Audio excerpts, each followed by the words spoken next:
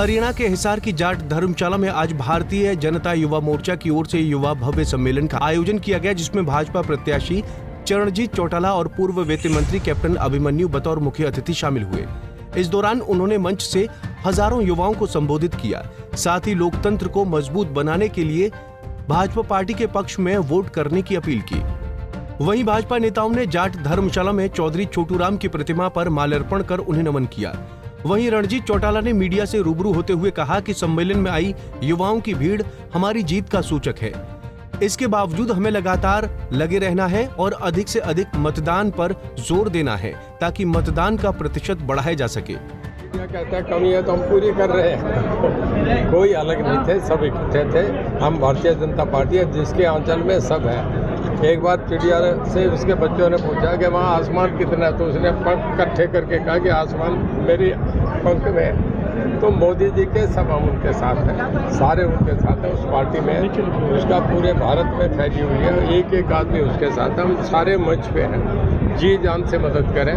हमारे तो उधर जो निराश है कांग्रेस से, वो भी हमारी मदद कर रहे हैं। तो आज की युवा सम्मेलन में क्या मैसेज कन्वे करना चाहा बीजेपी ने? देखिए, बच्चों का मन था कि हमें आप लोग आए मैं दोनों तो चाह रहे हैं कि एक हम सम्मेलन करें। तो बच्चों ने कॉलेज सामने इन्होंने सम्मेलन करा।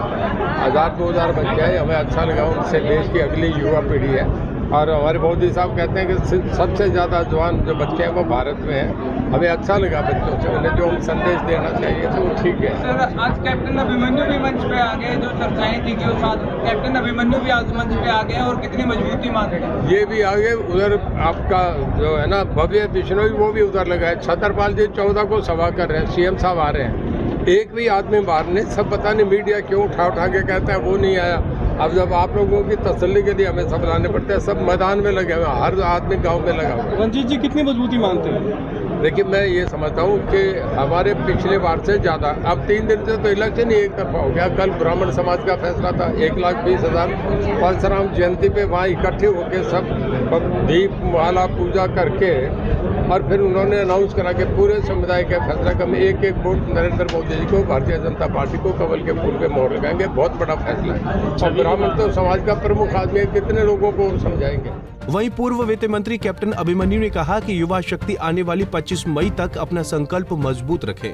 उनका संकल्प कमजोर नहीं होना चाहिए, क्योंकि ये चुनाव देश की 140 करोड़ जनता के भविष्य का फैसला करेगा। आप नारनौंद आया करो। मैं 4-5 दिन नारनौंद में लगा चुका हूँ और भारतीय जनता पार्टी का एक एक जो हमारा मंडल से लेकर, शक्ति केंद्र से लेकर, बूथ त्रिदेव से लेकर और पन्ना प्रमुख तक चुनाव में सैनिक बनकर के, मोदी जी का सिपाही बनकर के, देश का रक्षक बनकर के मजबूती से खड़ा है। असम के चुनाव में पार्टी ने मेरी जिम्मेदारी लगाई थी, वहाँ अपनी जिम्मेदारी एक सैनिक के नाते पूरी करते हुए और अब पार्टी ने मेरी जिम्मेदारी यहाँ लगाई है। तो नारनौंद में जैसे मैंने कहा, कभी कभी हमारी गली आया करो।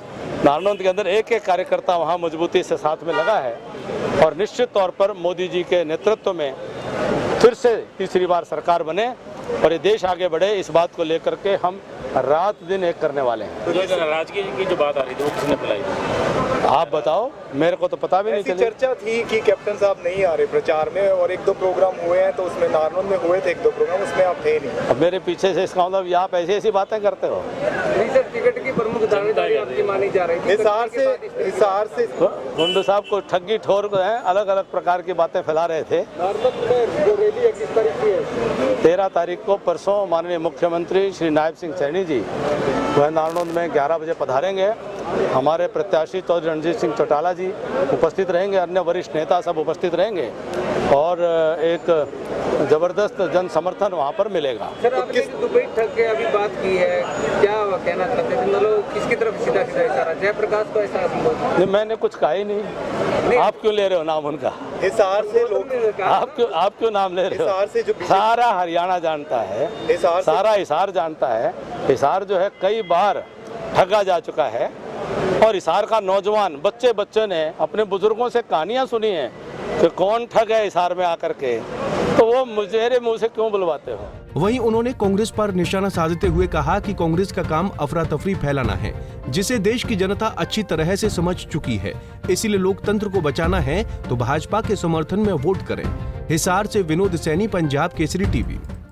हमसे जुड़े रहने के लिए हमारे YouTube चैनल को सब्सक्राइब करें और नई वीडियो की नोटिफिकेशन के लिए बेल आइकॉन को दबाएं।